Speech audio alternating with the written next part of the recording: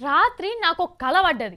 హైదరాబాద్లో ట్రాఫిక్ జాము రోడ్ల మీదకెళ్ళి పోయినట్టు, హుస్సేన్ సాగర్ పక్క పొంటి పోతుంటే సింగపూర్ రోడ్ల మీద తిరిగినట్టు, దుర్గం చెరువు కాడ ఉయ్యాలుగే బ్రిడ్జ్ మీదకెళ్ళి రయ్యమని పోయినట్టు, నిల్సుంటే చాలు మీదకి గుంజుకపోయే లిఫ్టులు ఎక్కినట్టు కలవడ్డది. అరే తెల్లారి పేపర్ల చూసే వరకు అదే నిజంగా అవుతున్నది. ఇక హైదరాబాద్ అంతర్జాతీయ నగరం అయ్యేందుకు ఇంకొక 2 నెలలే పట్టేటట్టున్నది. ఎందుకు 2 నెలలల్లో ఏమైనా ఇంతలు ఈ చిత్రాలు జరగబోతున్నాయా అంటే అది కూడా కాదు, అంతకు మించే జరగబోతున్నది. భారతదేశంలోకెళ్లి తాజ్ మహల్ ఒక వింతైతే, ఇక హైదరాబాద్ లా పద్మ వ్యూహం లేకుండే ట్రాఫిక్ ని కట్టడి చేసే ఎర్ర లైటు పచ్చ లైటు లేకుండా రోడ్లేసుడంటే మనకైతే వింత ముచ్చట్నే కదా.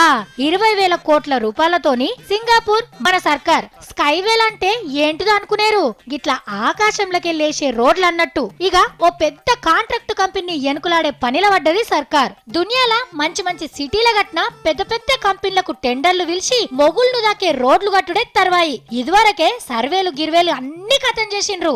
ఏడేడ ఫ్లైఓవర్లు కట్టాలే, ఏడేడ ఎక్స్ప్రెస్ వేలు కట్టాలే అన్ని నక్ష గీసుకొని ఉన్నారు. ఇక దుర్గం చెరువు కాడ కలకత్తాలో ఉన్న సొంటి హౌరా బ్రిడ్జి కంటే ఔరా అనేటట్టు తాళ్లతోటి ఊగులాడే బ్రిడ్జి కడతారట. ఇనార్బిట్ మాల్ కాడ ఓ పిల్లరు, జూబ్లీ హిల్స్ కాడ ఇంకో పిల్లర్ వాతి రెండింటి నడుమ ఉయ్యాల ఊగేటసుంటి సక్కదనాల బ్రిడ్జి కడతారట. మీరు అమెరికాలోని డల్లాస్ లో ఎట్లయితే multi layer flyovers, signal free చౌరస్తాలు ఎట్లయితే చూస్తారో త్వరలోనే అట్లాంటి హైదరాబాద్లో కూడా చూడబోతున్నారని చెప్పి నేను మనవి చేస్తాను.